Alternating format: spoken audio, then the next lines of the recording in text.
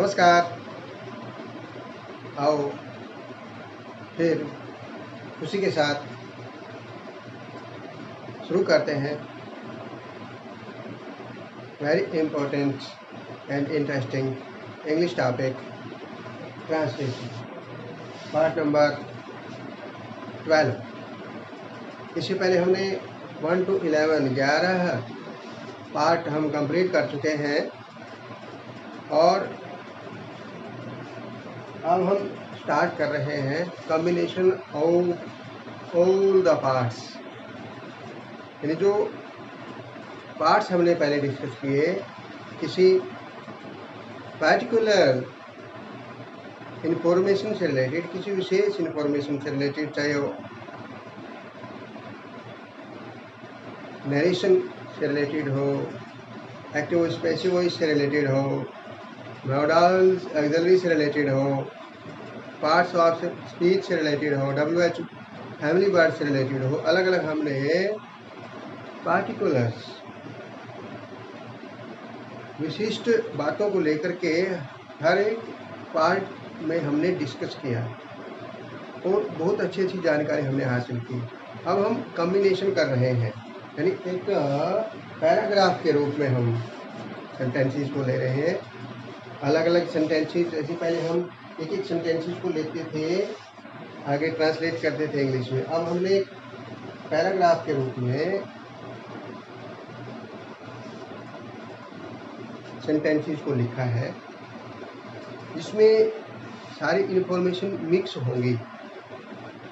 अलग अलग टेंसेस से रिलेटेड सेंटेंस हो सकते हैं, पार्ट्स ऑफ स्पीच की अलग अलग इंफॉर्मेशन, मॉडल वर्ड, अलग अलग इंफॉर्मेशन मिलेगी। और एक तरह से यदि आपने परफेक्शन हासिल करनी है तो 1 से 11 तक 1 to 11 पार्ट्स आपने ध्यान से वॉच करने हैं, ताकि फिर पैराग्राफ के रूप में जब हम ट्रांसलेशन करेंगे तो आपको कोई प्रॉब्लम नहीं आएगी। Let's start.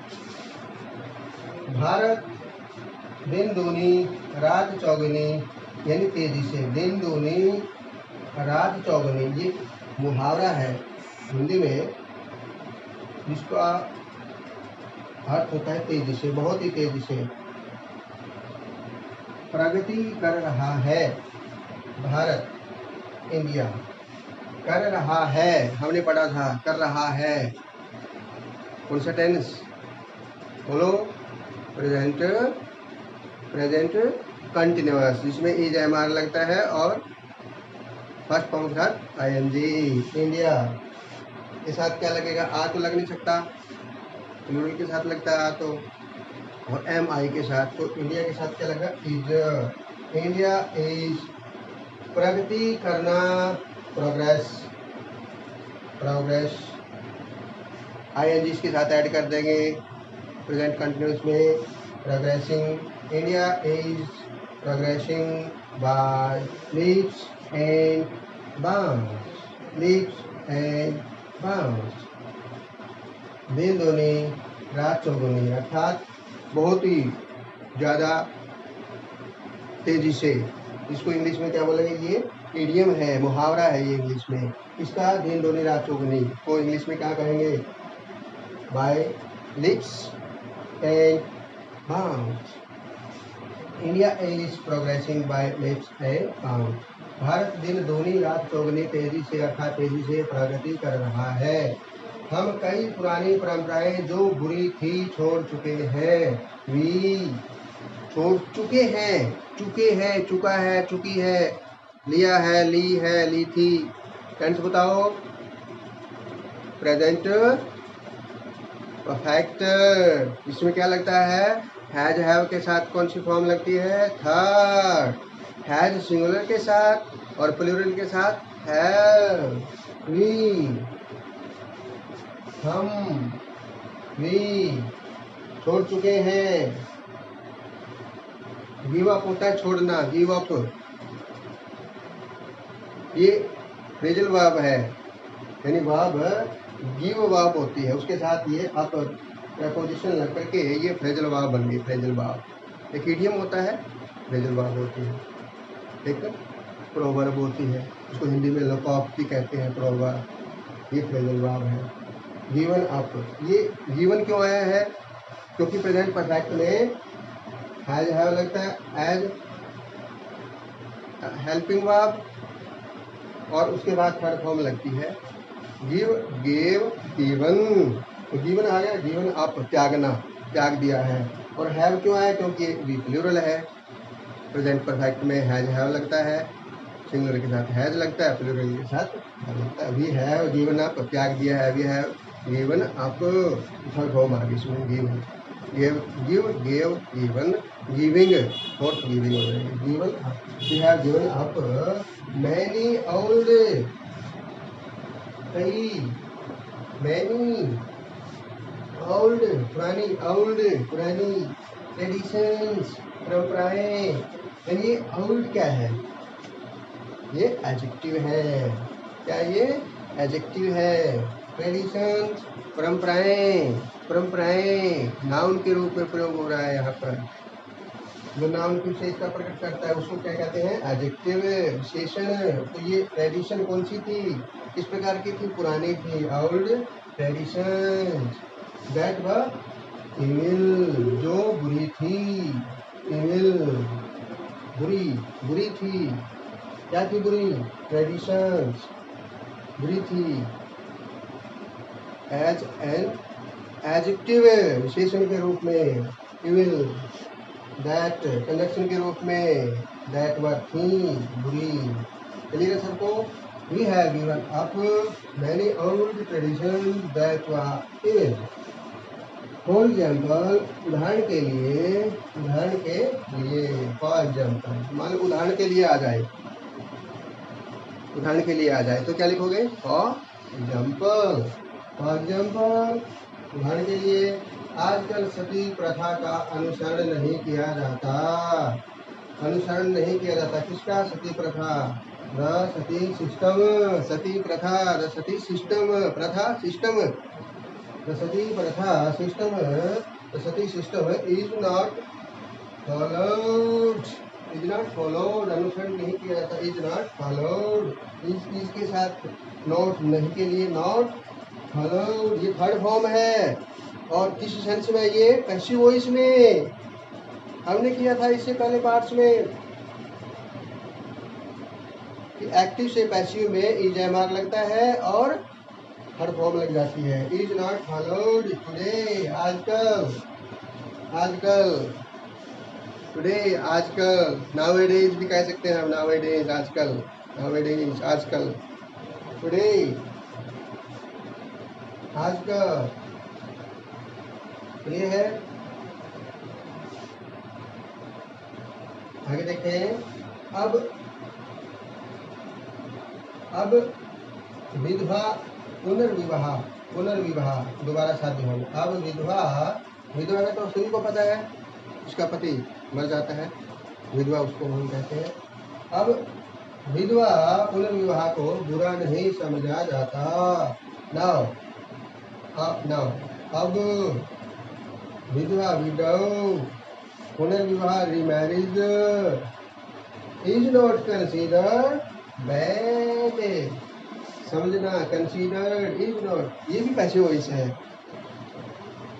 पैसिव वॉइस में helping verb plus third form is आ गया इसमें। नाउ विडो रीमैरिज, विधवा पुनर्विवाह इज नॉट कंसीडर्ड बैड, बुरा नहीं समझा जाता।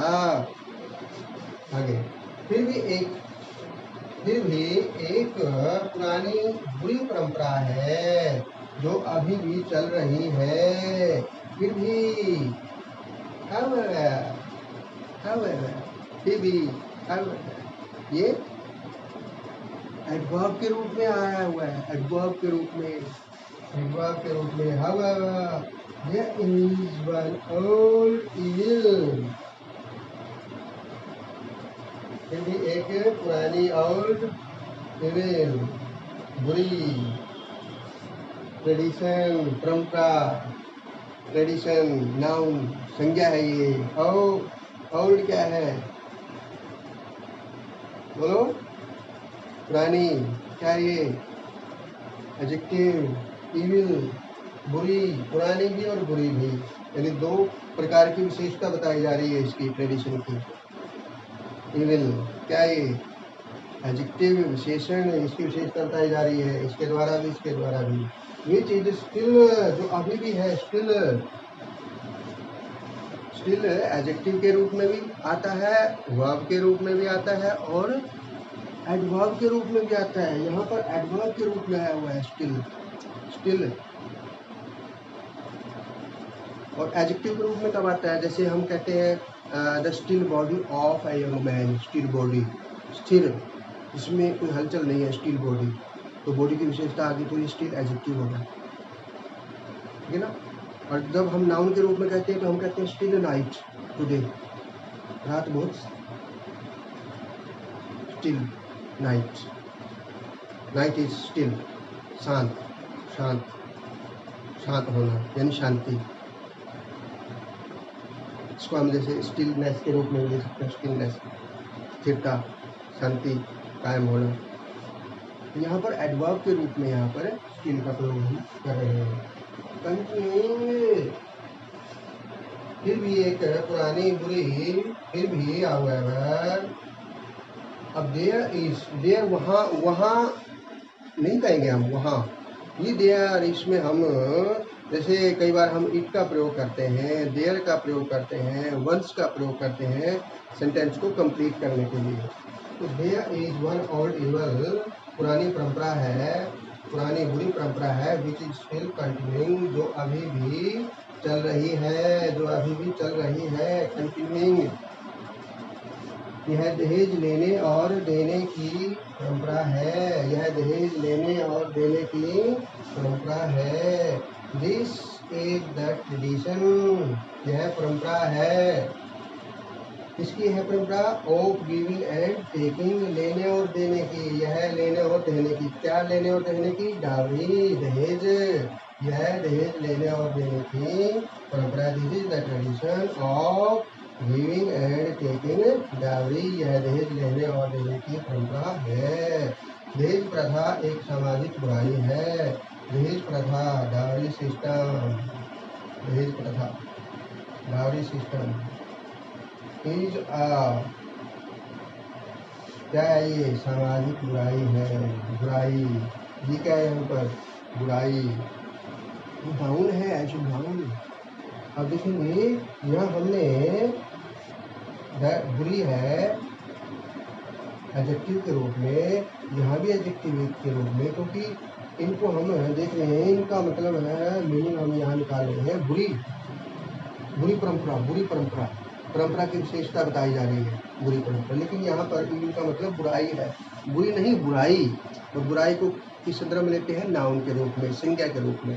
तो यहाँ ये सोशल क्या है, सोशल एडजेक्टिव, और नाउन क्या होता है सोशल का, सोसाइटी, सोसाइटी, सोसाइटी, और सोसाइटी की स्पेलिंग क्या बनेगी, SOCIETY, SOCIETY, सोसाइटी, सोसाइटी, ठीक है। समाज इसको बोलते हैं, सोसाइटी, समाज, नाउन हो गया, और सोशल, सामाजिक, ये एडजेक्टिव हो गया, SOCIAL, और इविल ये बुराई, ये नाउन हो गया। और इससे पहले इविल हमने किसके रूप में लिखा था, यहाँ पर बुरी, बुरी है परंपरा, एडजेक्टिव के रूप में। तो आपने देखा किस प्रकार हमने इसको ट्रांसलेट किया है।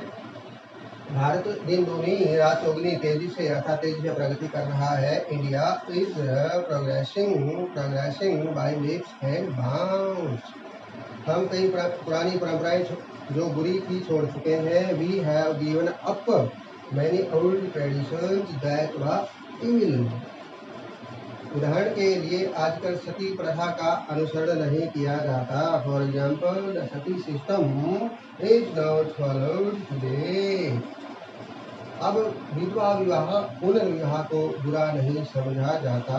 नाउ विडो रीमैरिज, पुनर्विवाह remarriage is not considered bad, फिर भी एक पुरानी बुरी परंपरा है जो अभी भी चल रही है। However, there is one old evil tradition which is, ये भी क्या है इसमें, मैंने कहा था ना WH फैमिली वर्ड यूज होता है जगह जगह, यहाँ पर ये हैज कंजंक्शन आया है प्रश्न पूछने के लिए नहीं, जो बुरी है कंडीशन भी चीज़ें स्टिल, वो चीज़ें जो अभी भी चल रही है, विच इज स्टिल कंटिन्यूइंग, जो विच कंजंक्शन के रूप में भी चाहे हुआ है, जो अभी भी चल रही है।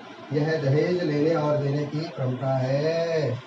This is the tradition of giving and taking dowry दहेज, डावरी दहेज और डावरी सिस्टम दहेज प्रथा। दहेज प्रथा एक सामाजिक बुराई है। Dowry system is a social evil.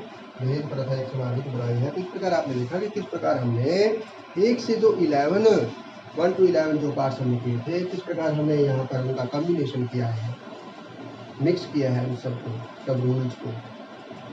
तो इसी प्रकार आप मेरे साथ लगे रहेंगे तो पैसेज के रूप में, पैराग्राफ के रूप में हम ऐसे ही कुछ आगे प्रैक्टिस भी करेंगे, जिसमें अलग अलग टेंसेस की आपको नॉलेज होगी। तो स्पोकन इंग्लिश से रिलेटेड जो टॉपिक है उनका नॉलेज होगा, जो बेसिक इंग्लिश ग्रामर से रिलेटेड जानकारी वो भी हम हासिल करेंगे, और आपकी जो फ्लुएंसी है, निरंतरता है, अर्थात धारा प्रवाहिता है, इसमें बोलने में, बात करने में, इसमें सुधार होगा और आप बहुत ही अच्छे तरीके से अपनी बात इंग्लिश में किसी के सामने रख सकते हो। बस आपने पूरे जुनून के साथ, खुशी के साथ, आनंद के साथ, रुचि के साथ, उत्साह के साथ मेरे साथ ऐसे ही डिस्कस करते रहना है और आगे बढ़ते रहना है। ओके, थैंक यू, धन्यवाद, गुड बाय।